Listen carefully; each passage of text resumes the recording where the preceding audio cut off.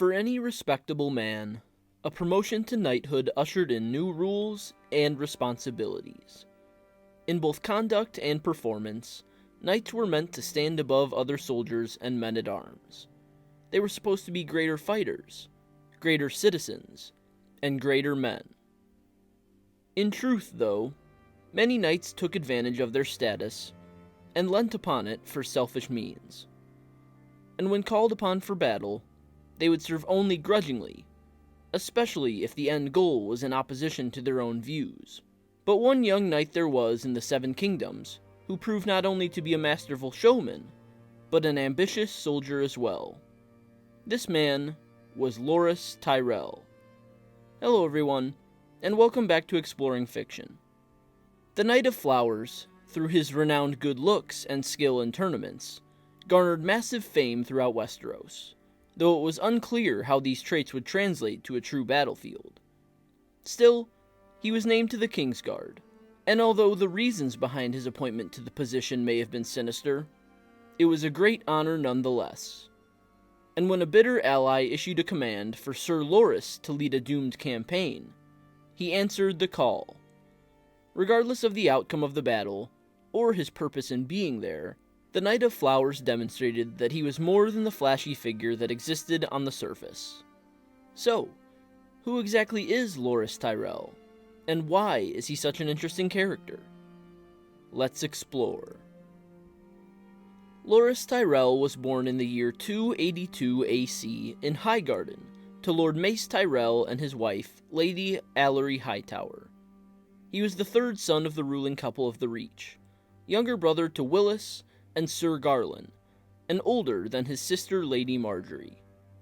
Due to this status, he took for his personal coat of arms the green background upon which is set 3 gold roses. But before he was a knight, Loras was a squire. He was the attendant to Lord Renly Baratheon himself, and the pair grew quite close at Storm's End. The complete devotion Loras showed to Renly was nigh unmatched across the Seven Kingdoms. At only 15 years old, Loras received his knighthood, and that same year, upon Prince Joffrey's name day, he displayed the first hint of his potential by defeating both Sir Hostine Frey and Sir Jaime Lannister in the joust. Loras purchased his very own armor from the Street of Steel in King's Landing, and between his appearance and budding flair for the grand stage, he soon garnered the nickname the Knight of Flowers. Ser Loras Tyrell inherited the curly brown hair of his house, set atop his head above flashy eyes of liquid gold. Almost all in Westeros who knew of the Knight of Flowers considered him to be one of the most handsome men on the entire continent. He was beloved among the small folk especially, and adored by his family. Loras wielded sword with deadly precision and skill, though he was hardly limited in his options for combat. But equal to his competency was his appearance. He often donned the custom armor made from the smiths of Tobo Mott, which was silver and decorated with both sapphires and twisting black vines in floral patterns. Underneath was silver mail, and upon one arm he bore a green shield reflecting his lineage from House Tyrell.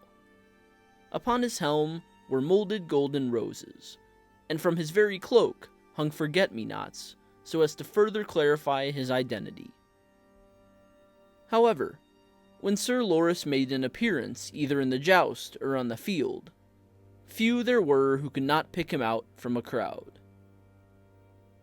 Like many other notable individuals from across Westeros, Loras Tyrell makes his initial appearance in A Song of Ice and Fire during the King's Hand tourney in A Game of Thrones.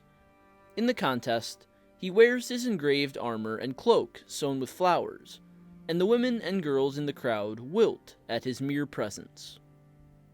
He unhorses 4 combatants, including 3 members of the Kingsguard, but Loras is not without the occasional trick or two. For he rides a mare in heat against the Mountain, Sir Gregor Clegane, causing the brutish man to be bucked from his horse, losing the joust. Enraged, Sir Gregor attacks Ser Loras, but the man's own brother, the Hound Sandor Clegane, intervenes on Loras' behalf. Once the fighting is quelled, Loras retracts from the final round out of gratitude, granting the Hound the final victory. The Knight of Flowers remains in King's Landing following the conclusion of the festivities, and in secret with Lord Renly Baratheon, he hopes to influence King Robert to become enamored with his sister Margaery, instead of the wicked queen Cersei Lannister. Renly approaches Lord Eddard with this proposition, but the Hand of the King disregards it as folly. Seeking glory elsewhere, Ser Loras hopes he shall be chosen by Eddard to ride out and bring the Mountain to justice, following Ser Gregor's crimes under the Lannister banner, and is filled only with disappointment when he is passed over for Lord Beric Dondarrion. And when King Robert finally perishes, and Lord Eddard falls prey to Cersei and her son King Joffrey, Loras ever follows his idol Renly south, spurring the crown in favor of a much more amiable monarch. In A Clash of Kings, Ser Loras sits on the Rainbow Guard of newly crowned King Renly Baratheon, with his father's army making up the brunt of the King in the South's force. Renly marries Loras' sister Margaery, but the Knight of Flowers remains closer to his new king than the man's own wife. The forces of Highgarden follow their new king, who is intent on making his way to King's Landing, albeit slowly. They halt at Bitterbridge, and Ser Loras is defeated in the melee there by Brienne of Tarth, who joins the Knight of Flowers on the Rainbow Guard as her prize. However, Renly soon decides to detour towards Storm's End, outside which his brother Stannis Baratheon, also claiming the kingship, sits with an army of his own. Hosted by Lady Catelyn Stark, who is herself an envoy for the king in the north, Robb Stark, the brothers parley, but come away with no compromise. Renly means to overrun the armies of Stannis the following morning, and he tasks Ser Loras with leading his forces, passing over multiple seasoned lords. But before the battle of the Baratheon kings can come to fruition, Renly is slain in his tent by a shadowy assassin. The circumstances are known to none but a few, and Ser Loras descends into madness, slaying 3 of Renly's tasked guards, including 2 fellow Rainbow Guard members. He believes them to be culprits, or at least accomplices, in the death of his king, but the truth remains shrouded from his glittering eyes. With the largest force in the War of the Five Kings severed at its head, both Stannis and Joffrey expect the majority of the Southern Army to mimic the actions taken by Loras and the rest of House Tyrell. And while much of the army joins Stannis, Loras indeed retreats to Bitterbridge and then to Highgarden to wallow in his sorrow. Dispatched by the Crown, Lord Peter Baelish retraces these footsteps and eventually coaxes the Tyrells into an alliance with the Baratheon Lannister forces under King Joffrey, and the idle army joins Lord Tywin Lannister in a march toward King's Landing. Like the rest of the Tyrell army, Ser Loras participates in the Battle of the Blackwater, and is appointed to the Kingsguard once Joffrey pledges to take Margaery as his wife. The Knight of Flowers continues to serve under the Alliance of the Crown in A Storm of Swords. Now a member of the prestigious Order of the Kingsguard, Ser Loras watches over his sister Margaery, content with a life of proud service due to his status in the Tyrell hierarchy. He is no longer faced with the daunting prospect of marriage, though this does little to save him from the fawning stares of nearby women. For now, Ser Loras wears the white of the Kingsguard, only offset by a golden rose brooch around his neck. Sansa Stark, in particular, yearns for Loras, but she is assured on her very wedding night to the imp that the Knight of Flowers would make a rather poor husband. Of course, as is his duty, Ser Loras soon attends the wedding of his sister Margaery to Joffrey, and can do little but watch as the king suffocates to death. For some time, Loras remains by the side of his family in King's Landing, as the seeds of unrest begin to bloom in their alliance, and he is quick to encounter Brienne of Tarth when she enters the city at the side of the weary and worse for wear, Lord Commander Ser Jaime Lannister. He confronts the gargantuan woman about Renly's death, as she was indeed present during the fall of the King in the South, and Brienne submits to arrest at the suggestion of Jaime. Loras meets with his Lord Commander in the White Sword Tower, and the pair swap stories and information previously unknown to all others. Equally ashamed and proud, Loras admits to Jaime that his brother Garland had worn Renly's armor during the Battle of the Blackwater, as it had been too large for him. He also reveals that he personally buried Renly in a secret location in Storm's End, only they had known together. Jaime, meanwhile, convinces Loras to look upon Brienne more fairly, and eventually, the Knight of Flowers determines she may truly be innocent after all.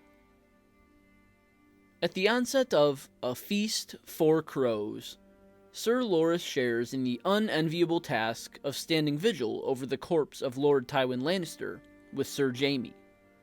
The Kingslayer, despite his sister's misgivings, begins to take a liking to the Knight of Flowers, educating him in the history of their shared order and overall adopting a more amiable personality toward the man.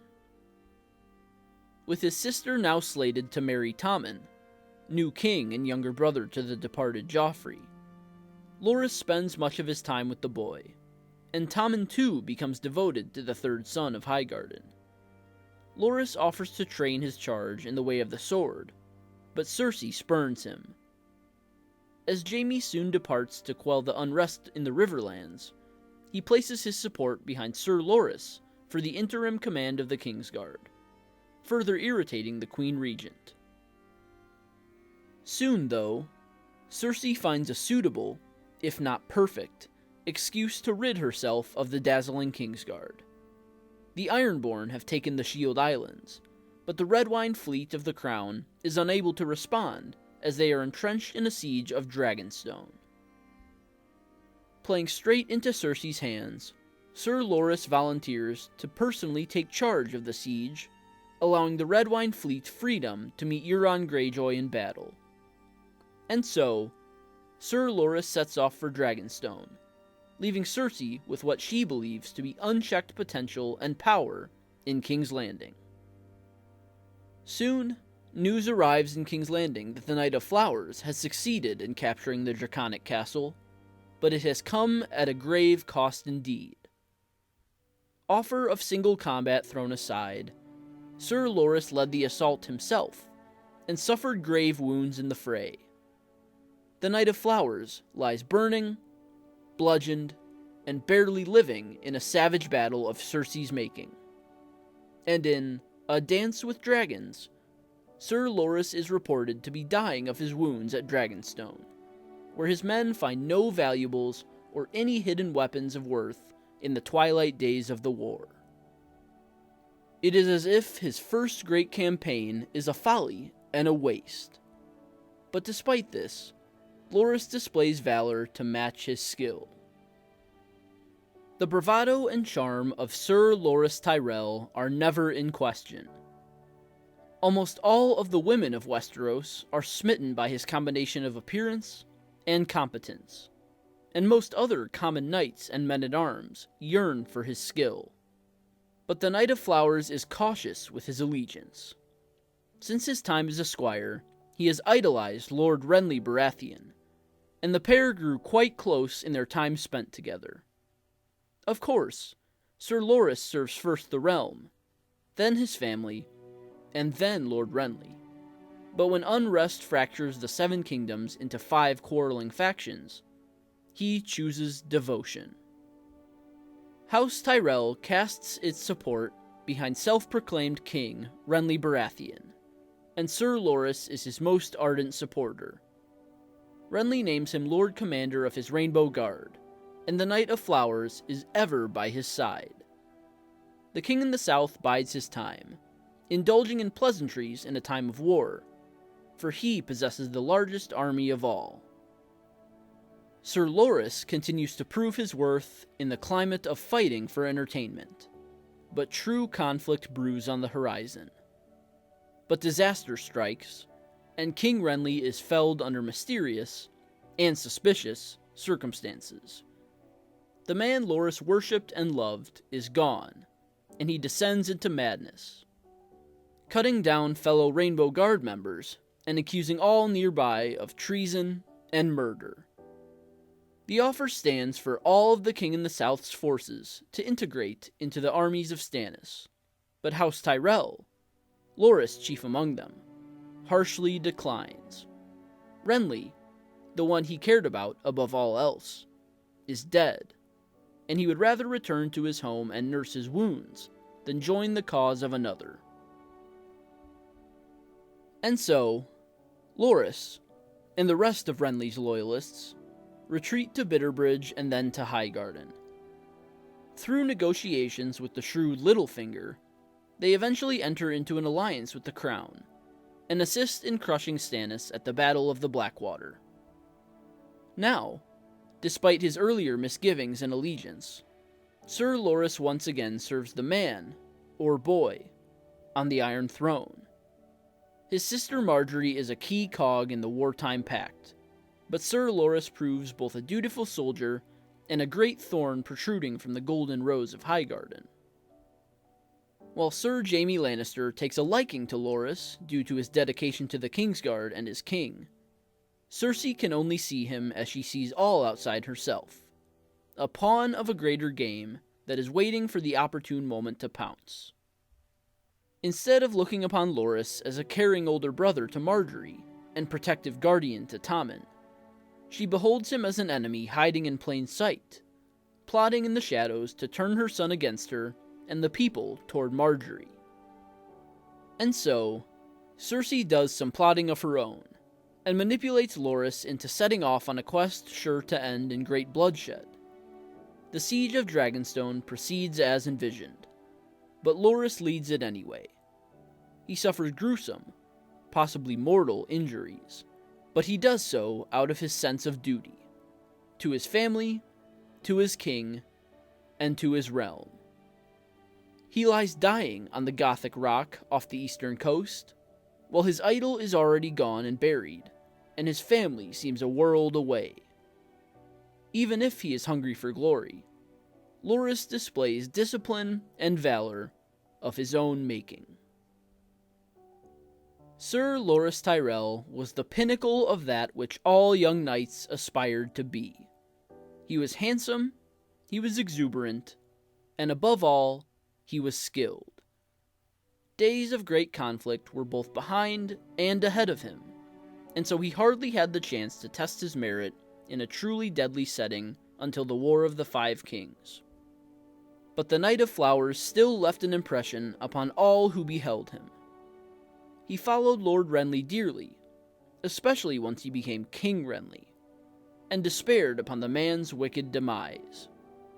And when his family returned to the good graces of the crown, he too served them with as much vigor as he could muster. Ser Loras sacrificed much for both the Baratheons and Lannisters, even pushing himself to the brink of death in a vain campaign. His ambition was unquestionable, and Ser Loras Tyrell served for all reasons, from devotion to duty. So, that's all for this video. Leave a comment with your thoughts. I'd love to hear them. Leave a like if you enjoyed, and subscribe if you're new here. I'd love to have you. Visit my website, RussellAWellsAuthor.com, for exclusive reviews, fiction, and more. And sign up for my mailing list for free exclusive content. The links for both are in the description below. And, like always, I will see you next time.